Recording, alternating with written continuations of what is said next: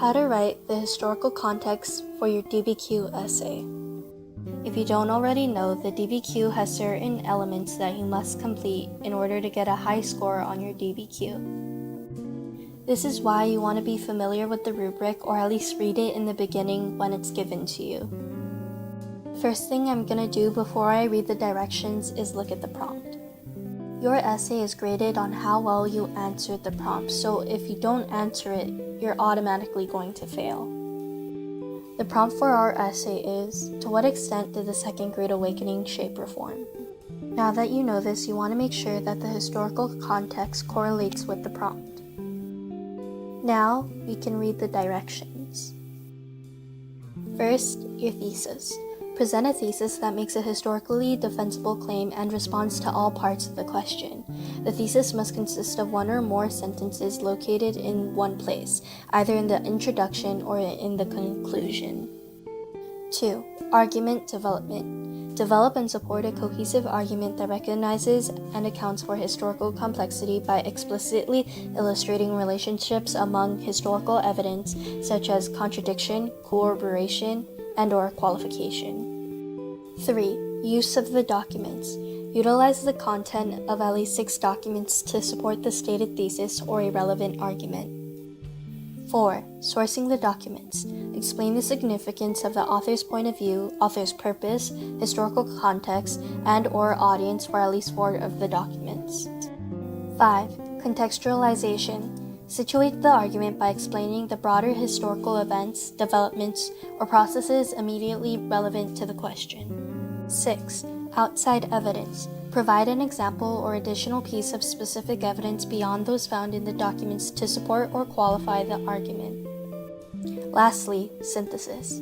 Extend the argument by explaining the connections between the argument and one of the following: a development in a different historical period, situation, era, or geographical area, or a course theme and/or approach to history that is not the focus of the essay, such as political, economic, social, cultural, and intellectual history. Now, let's get ready to actually write the historical context. As we write our historical context, we want to keep in mind our prompt, which was, to what extent did the Second Great Awakening shape reform? When writing the historical context, you want to make sure you give a good background of your knowledge of the period to show in your essay. This means connecting key factors from the period. Keeping the prompt in mind, we know that the Second Great Awakening was a time of reformation.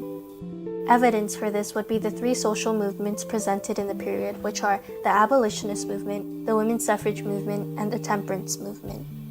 To give a good background, you want to incorporate the people who advocated for these movements, which were slaves, women, and religious groups like the Juanita or the Shakers.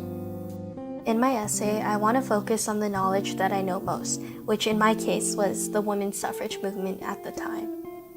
In addition to the Reformation happening in this period, we also know that a lot of industrialization happened.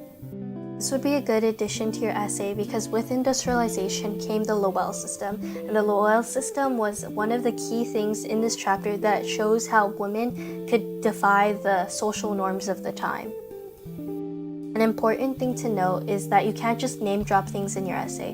You need to show reasoning and explanation as to why this correlates with your prompt and essay. This is why I'll talk about how the Lowell system affected the time period and the ideas of equality for women. With that, I'm going to tie the abolitionist movement with the women's suffrage movement because they went hand in hand in the period. You might be thinking, what about the temperance movement? Well, that's kind of a part of the women's suffrage movement, so maybe later in my paragraphs while I'm sourcing, I'm going to add that as a small detail. This being said, this is what I would write for the prompt that we were given. Prior to the Second Great Awakening, there's a major economic and culture shift within America. America was becoming a more industrialized nation through its new innovations like the cotton gin factories and a new thriving labor system known as the Lowell system. This change in how the economy would prosper affects many Americans culturally. For instance, we see the beginnings of a middle class that further shapes the plain folk idea expressed in the time. In addition, we have the Lowell system that brought women factory workers to live within the same infrastructure they were working in. This ended up being a success, which validated the beliefs that women were just as capable as men, and it proved that women could be more than just housewives. The roles of women were being redefined, and ideologies like Republican motherhood, cult of domesticity, and the Southern Belle were being criticized.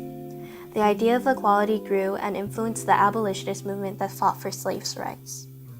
The small seeds of progressive thinking presented in the chapter created pathways to the Second Great Awakening, which leads to real change and reformation. I hope you found this video helpful and that it provided you with the tools to write a good historical context. Thank you for watching.